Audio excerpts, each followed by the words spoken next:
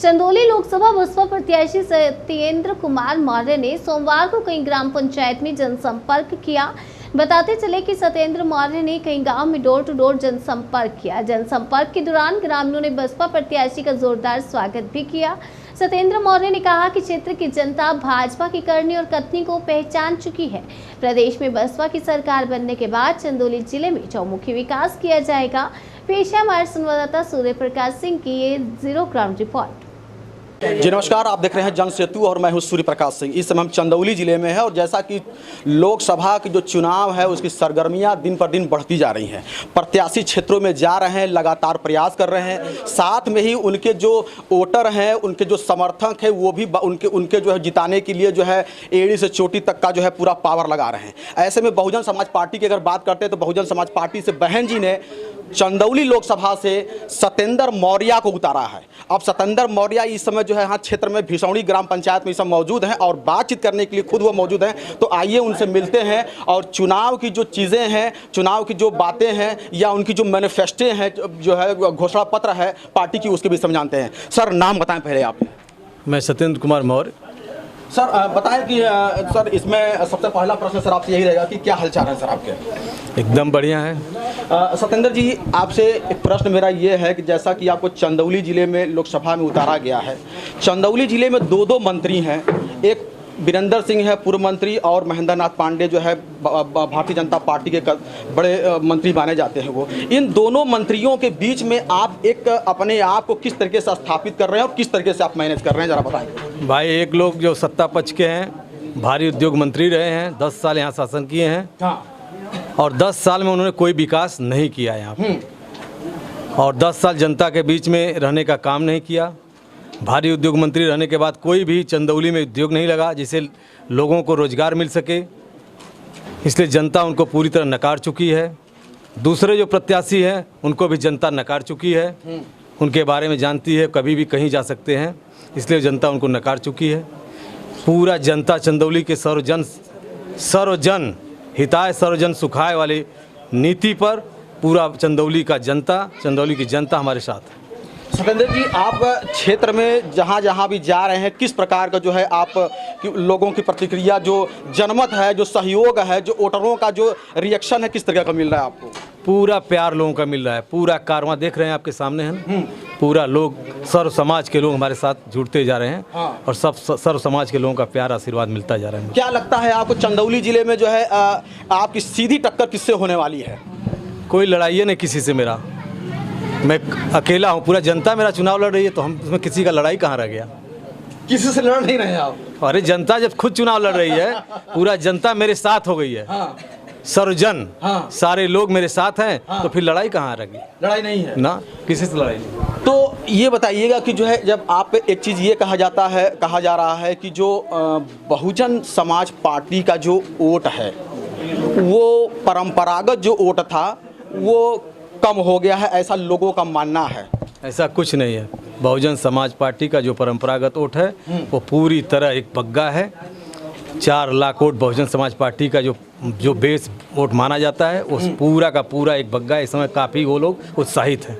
लोग कह रहे हैं कि तर्क दे रहे हैं कि जो है अगर रावण की बात कर लें तो आधा जो है जो बहन जी का जो परंपरागत जो वोट था, रावण आ गए, रावण ने आधा जो यूथ होता है यूथ को अपने साथ में जोड़ लिया और बहन जी का जो परंपरागत जो वोट था यूथ वाला वो उसको अपने साथ में करके बहन जी के हाथों को कमज़ोर कर दिया। क्या कहना चाहेंगे आप? उनका कोई असर नहीं है।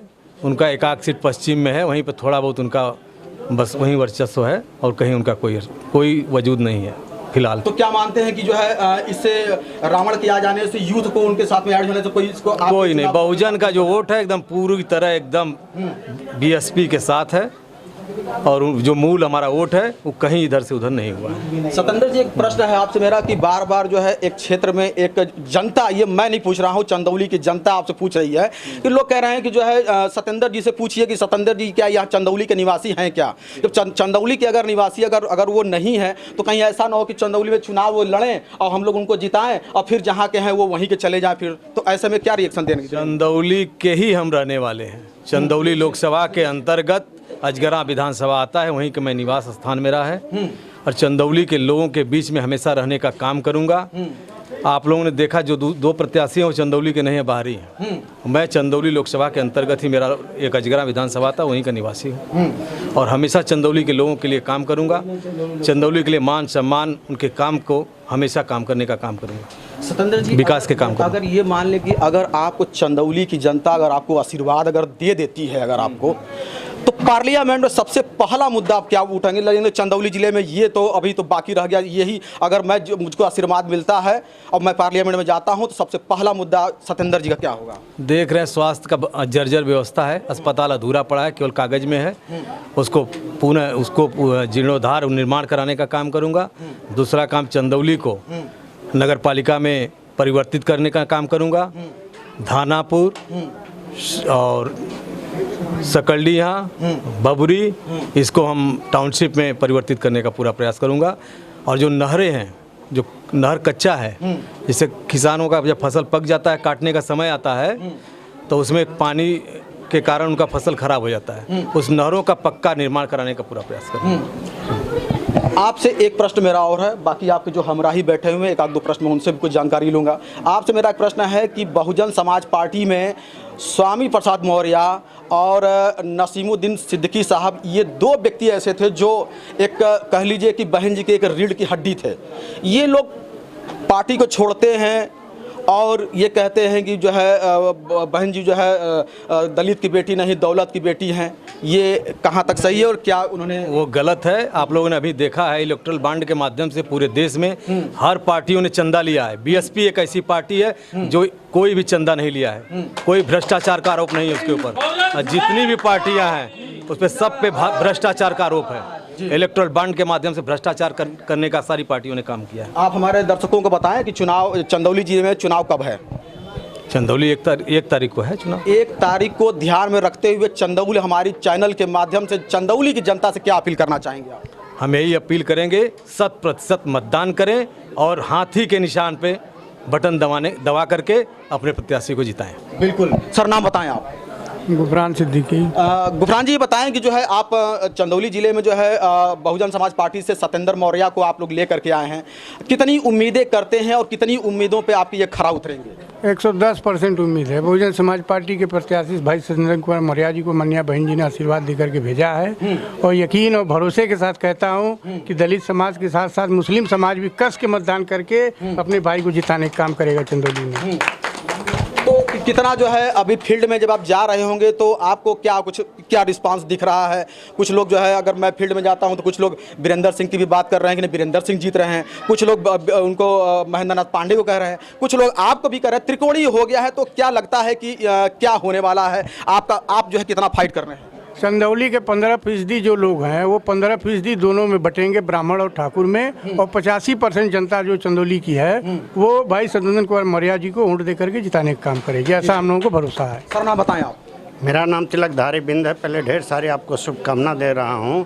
अभी हम लोग का ये जो जनसंपर्क चल रहा है पड़ाव से लेकर कटेसर से लेकर नाथुपुर होते हुए दुलहीपुर और यहाँ पर भिसौड़ी में आए हैं। तो भिसौड़ी गांव ही एक ऐसा आपको नज़र यहाँ पर आप देख लीजिएगा कि यहाँ अगर 100% अगर वोट पड़ेगा तो 80% समझ लीजिए बहुजन समाज पार्टी और सतेंद्र के पक्ष में वोट पड़ेगा।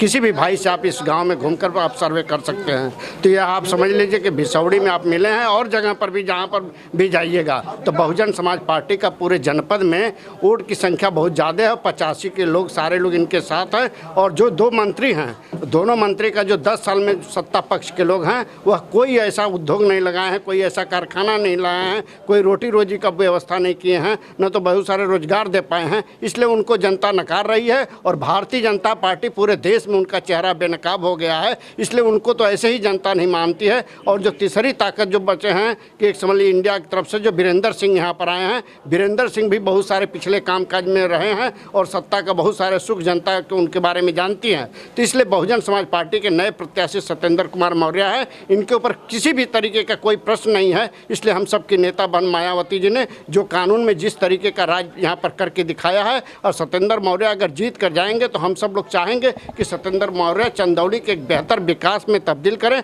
बहुत सारे लोगों को रोजगार मुहैया करावे और जो दलित पिछड़ा अल्पसंख्यक समाज के लोग हैं जो एक प्रश्न मेरा आपसे है। जी जी। अभी मान लीजिए सत्येंद्र जी चुनाव जीतते हैं, अभी इसके पहले जो है महेंद्र नाथ पांडे जब पहली बार चुनाव जीते थे तो उसके बाद में किसी व्यक्ति के द्वारा चंदौली जिले में लापता का पोस्टर लगा दिया गया था।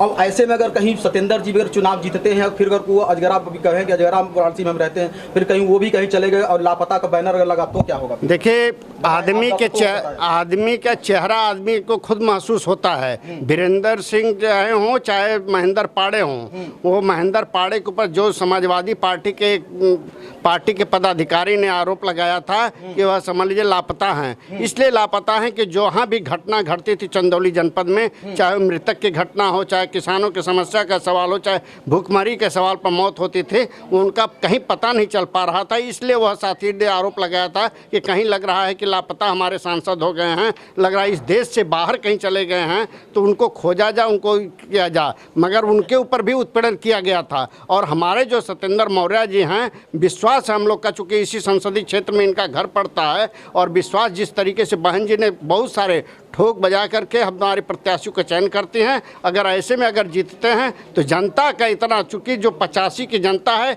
इतना प्रत्याशी के ऊपर इतना सामाजिक दबाव दे देती है कि अगर भागना भी चाहेगा तो वह नहीं भाग सकता है और जनता के पक्ष में खड़ा रहेगा। बिल्कुल भागना चाहेंगे भी तो बिल्कुल सत्येंद्र जी को भागने नहीं दिया जाएगा। ये बात बिल्कुल सही है, क्योंकि चुनाव अगर जीतते हैं तो इनको भागने बिल्कुल नहीं दिया जाएगा। लेकिन एक चीज़ सत्येंद्र जी, एक प्रश्न मेरा आपसे अंतिम रह गया है, मोदी सरकार को 10 में से कितने नंबर? 10 में से 3 नंबर फेल। इतना क्यों? इतना कम दे रहे हैं आप?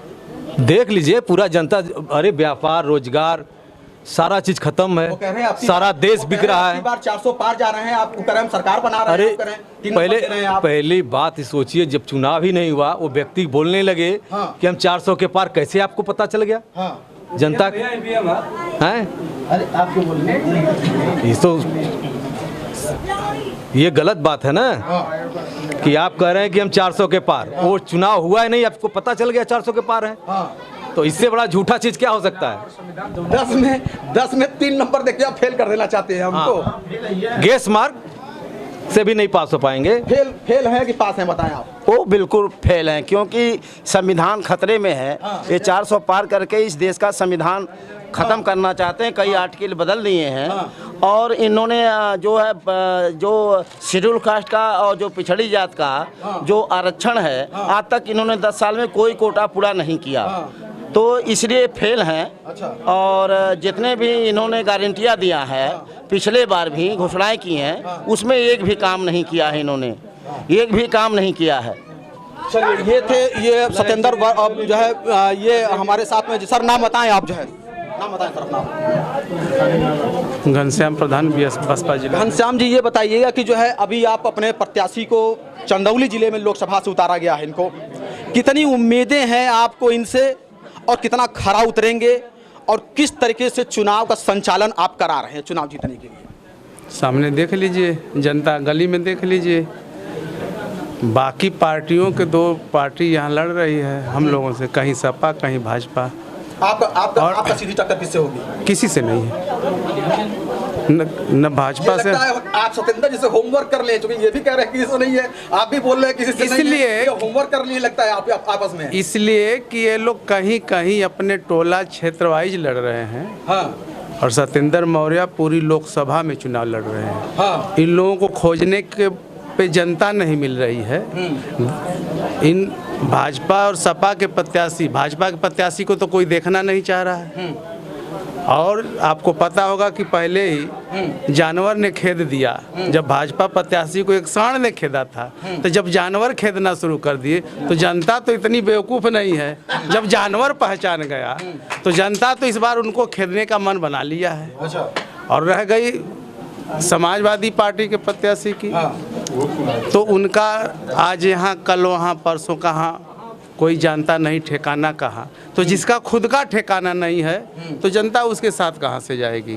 और पहली बार चंदौली की जनता खुद रणनीति बना रही है। और जब चंदौली की जनता रणनीति बनाती है, और जनता रणनीति बना करके, ये मात्र सत्येंद्र मौर्य जी बसपा प्रत्याशी ऐसे हैं कि जिसके जनता इंतजार कर रही है, और जहाँ भी जा रहे हैं लोग स्वागत कर रहे हैं और चलिए, ये घनश्याम प्रधान जी थे, सत्येंद्र मौर्य जी के जो है समर्थक हैं और पदाधिकारी भी हैं पार्टी के, और वो जिलाध्यक्ष हैं। और वो कह रहे हैं कि जो है वो चंदौली जिले में चंदौली लोकसभा क्षेत्र से सत्येंद्र मौर्य की जीत को जो है बिल्कुल पक्की कर रहे हैं। अब ये तो पक्की होगी नहीं होगी, कौन प्रत्याशी जीतेगा, क्या होगा, ये तो 4 जून को देखने वाली बात होगी। कैमरामैन राहुल कुमार के साथ में मैं सूर्य प्रकाश सिंह, जनसेतु, चंदौली।